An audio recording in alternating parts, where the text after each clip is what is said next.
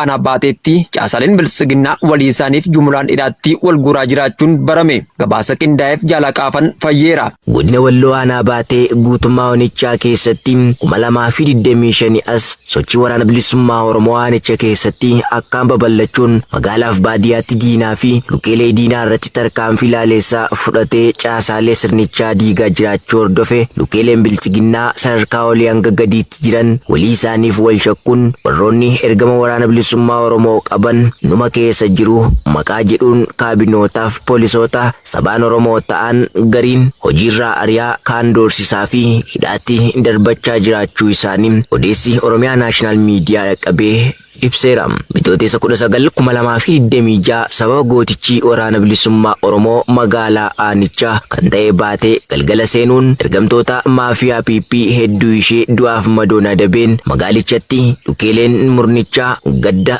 rifaatu yaaddoo fi shakkii hamaa keessa galuun walii isaaniif sobaan quba walitti qabanii maqaa quunnamtii waraana bilisummaa Oromoo qabdu isintu waraana bilisummaa Oromoo magaalaa seensisee nu rukuchiise jedhuun walii isaanii reebaa hidhaatti wal guuraa jiraachuun beekame.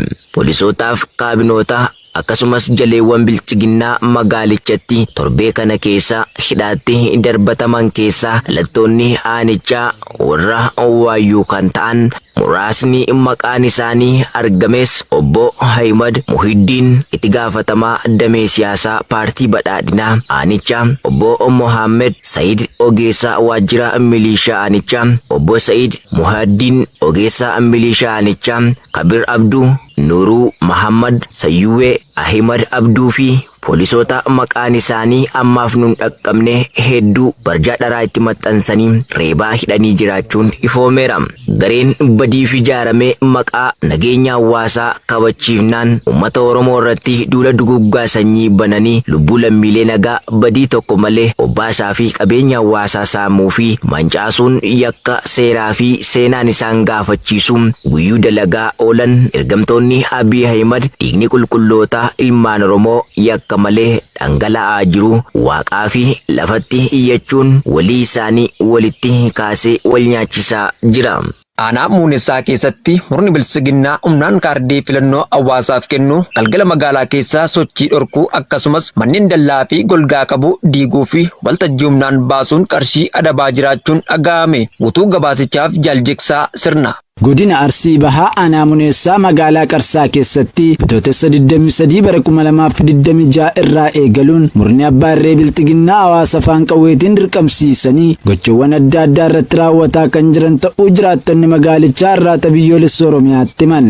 Maqaa waraana bilisummaa Oromootu golgaa godhatee nu rukutuuf jira jedhu da'oo godhachuun hawaasa galgala walakkeessa socho'uu dhorkuun iraarsaa kan jiranii fi jiraattonni dallaa isaanii irraa biqiltuu fi dhakaa akkasumas wanneen garaa kan waa da'achiisuu danda'u kanneen akka warqee fi muuza fa'aa yeroo gabaabaa keessatti akka balleessitan jechuun jiraattota iraarsaa kan jiran ta'uu jiraattonni dabalataan himanii jiru. Dallaa namootaa kana cinatti wantoonni akka dhakaa fi cirrachaa yoo ittiin hojii hojjechuuf buufatanii jiraate yeroo gabaabaa keessatti haranii akka achii balleessanii fi hin balleessan yoo ta'e ammoo qabeenyi sun akka murna bilisiginnaan fudhatamu ifaan ifatti waltajjii baasuun hawaasatti himanii kan jiran yoo ta'u namoonni biqiltoota jijjiidhoo kana maaliif nurraa diigdu jedhanii yeroo gaafatanitti isin warra ilaalcha addaa qabu da'oo fi golgaa waraana bilisummaa Oromootiif ta'uu barbaadu jechuun namootatti dheekkamuun ibsamee jira. Yoo isin cirtanii balleessuu diddan nutuu ni ciranna jechuun deebisanii hawaasicha rifaasisaa jiraachuus jiraattonni aanichaa dubbisne ifoomsanii jiru. Kana malees uummata waltajjii humnaan baasuun maallaqa maqaalee garaa garaatiin irraa guuraa kan jiran yoo ta'u namni waltajjii kana guyyaa tokkoof hafee qarshii 1,000 irraa fuudhuun mana isaa keessaas deemanii waan barbaadan saamaa jiraachuu jiraattonni ibsanii jiru. Walumaa galatti haalli yeroo ammaa kana aanicha keessatti mul'atu jireenya dhala namaatiif haala akkaan rakkisaa fi sodaachisaa akka ta'e jiraattonni aanichaa yaaddoo qaban addeessanii jiru. Aanaa Baddannoo keessatti ergamtoonni faashistii bilisiginnaa jiraattota irratti reebicha raawwatan jalqinnaa sabaa dabalata qaba. Godina Bahaa Harargee aanaa baddannoo ganda daadaa furdaa jedhamurraa gara jabeeyyina loltoota PP bitootessa 21,2026 qonnaan bultoota maqaan isaanii obbo Ibrahim Khaliif Mahammadii fi obbo Mahammad Ahmad Usmaan jedhaman irratti reebicha ulfaataa raawwachuu maddeen itti dhiyeenyan beekan arraata biyyoolessa Oromiyaatti himan. Jaliiwwan dantaa sabaa caalaa garaa isaaniif dhimmaman jiraatota hundaa irraa qarshii filannoof oolu 200 funaanuu diddan jechuun kan garmalee reebanii miidhaa ulfaataa irraan gahan ta'uun barameera.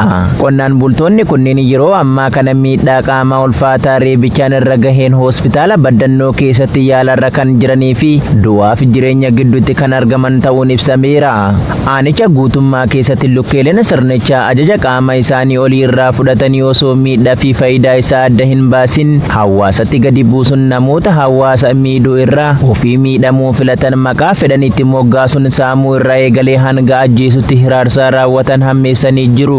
Uummanni Oromoo yeroo itti rakkoo guddaa keessa jirutti murna biltsiginnaa imala ijaarsa sirna dimokiraasii hirmaachisaa haqa qabeessa fi obbolummaa irratti hundaa'ee galmaan ga'uuf hojjechaa jira jechuun ololli karaa hoogganaa biiroo kominikeeshinii Oromiyaa Haayiluu Addunyaan jabaachuun barame.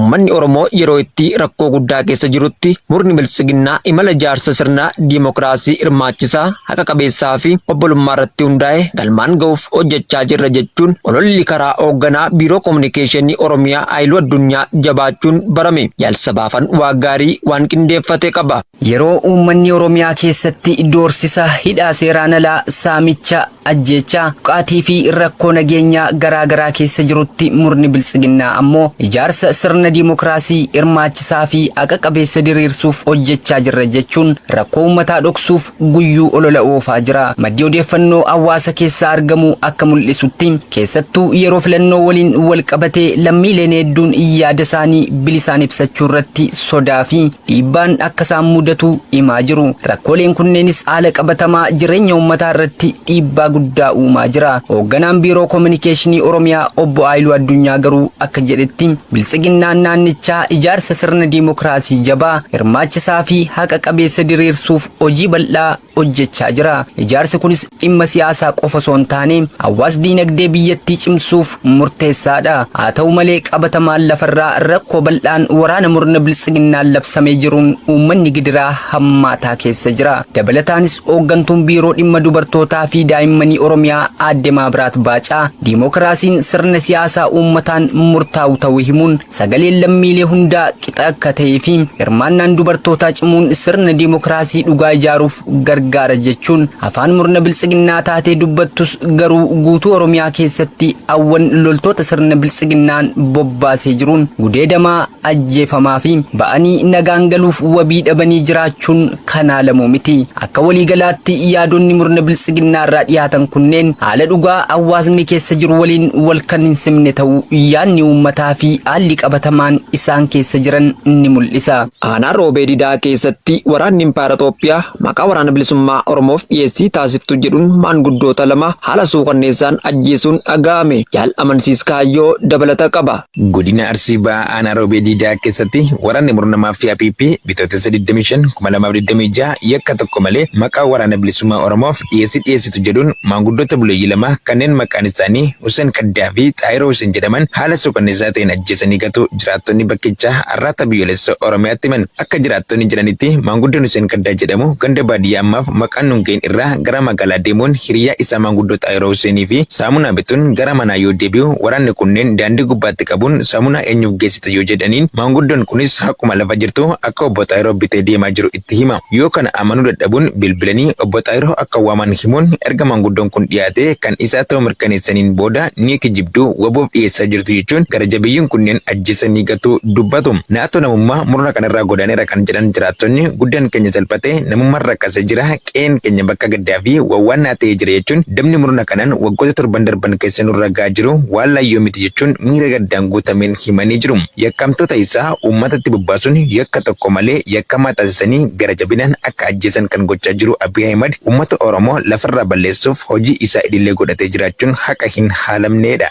Aanaa Waamaa Galoo keessaa milishoonni murna abbaa irree biltsiginnaa baay'inaan 8 baduun dhaga'amee jira. Jaal amartii Oromoo waan qindeeffatte qabdi. Godina Baha Wallaggaa aanaa Waamaa Galoo ganda Gusaanii Killoo jedhamu irraa bitootessa 25/2026 milishootni faashistii biltsiginnaa baay'inni isaanii 8 ta'u waajjira gandichaa gadi lakkisanii maatii isaanii guutuu waliin naannichaa kan badan ta'uu ibsaniiru. Milishootni kunneen kanaan dura dirqamaan qabamanii leenji'uun hidhachiifamanii nageenya hawaasaa eegdu jedhamuun ajaja kaabinoota aanichaa irraa itti kennameen waajjira gandichaa keessa buufatanii jiraachaa turuu jiraattonni gandichaa ni dubbatu. Kanaan duras fedhii keenyaan alatti qe'ee fi maatii keenya irraa dirqamaan nu qaban malee qawwee impaayera bututaa kanaa hidhannee nageenya eeguu isaan jedhanis haa ta'u waboo loluuf fedhii fi ga'umsa waan hin qabneef meeshaa isaan nutti kennan gannee baduuf dirqamneerraan yaada milishoota kanaa ta'uu maddeen itti dabaluun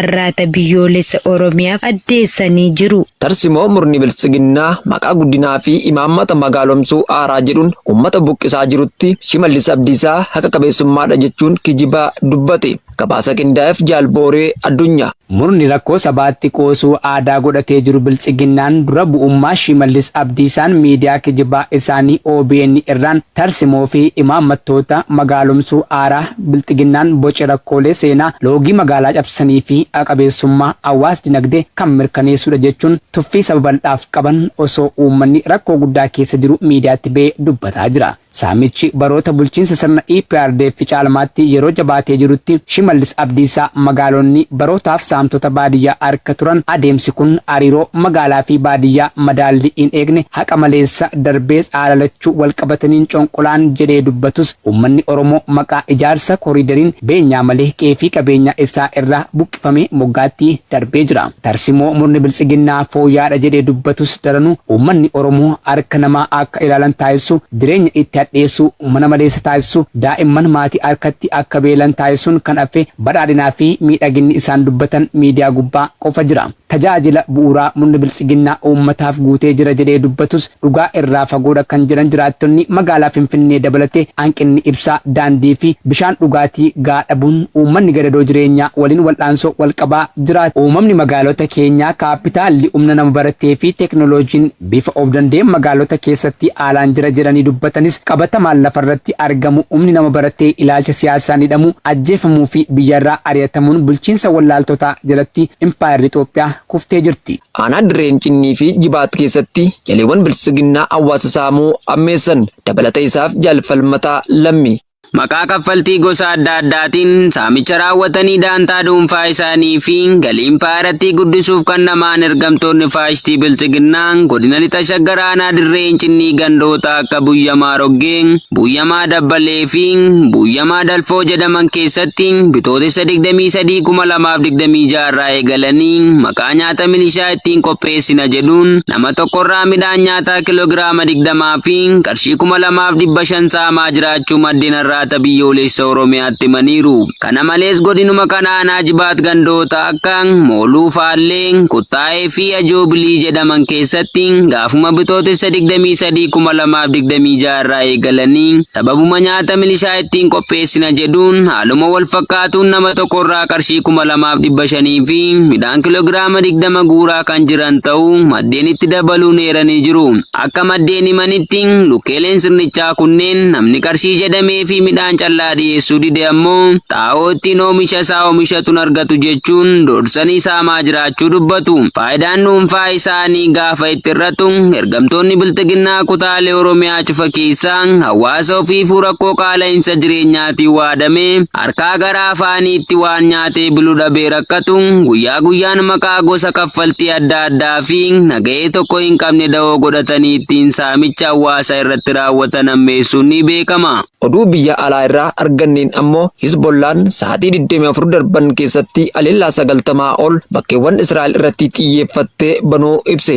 Guutuu gabaasichaaf Jaalirbuu Dhugaa. Hizbollaan jimaata darbe sa'aatii 24 darban keessatti haleellaa 90 ol loltoota Israa'el konkolaattotaa fi iddoowwan waraanaa kibba Libaanosii fi kaaba Israa'el irratti xiyyeeffate raawwachuu isaa ibsuun erga waraanni itti fufee jiru jalqabe haleellaa guddaa ta'uu ibseera. Gareen kun ibsa dachaa kenneen bakka meeshaa waraanaa Israa'el qubsuma kabritti argamutti tuuta diroonii dhukaasuun iddoowwan misgaaf eemii fi meetulaa dabalatee bakka loltootaa fi konkolaattonni walitti qabaman irratti rookeettii dhukaasuu ibseera. Akkasumas bu'uuraalee misoomaa Israa'el kaadziriin kan ol ka'iinsa golaan dhuunfatame keessatti argaman akkasumas qubsuma magaalaa Seefdi keessatti argaman rukuteera jedheera. Hizbollaa itti dabaluun humnoota Israa'el misaa'ila qajeelfama qabuun naannoo magaalaa Quzaa kibba Libaanositti argamutti xiyyeeffachuu isaa ibseera. Gareen kun akkasumas taankii Israa'el Meerkaavaa 2 kibba Libaanos Naquuraa fi Qaantaaritti kan xiyyeeffate yoo ta'u lakkoofsa taankii kamisa irraa eegalee rukutaman gara 30tti ol guddisee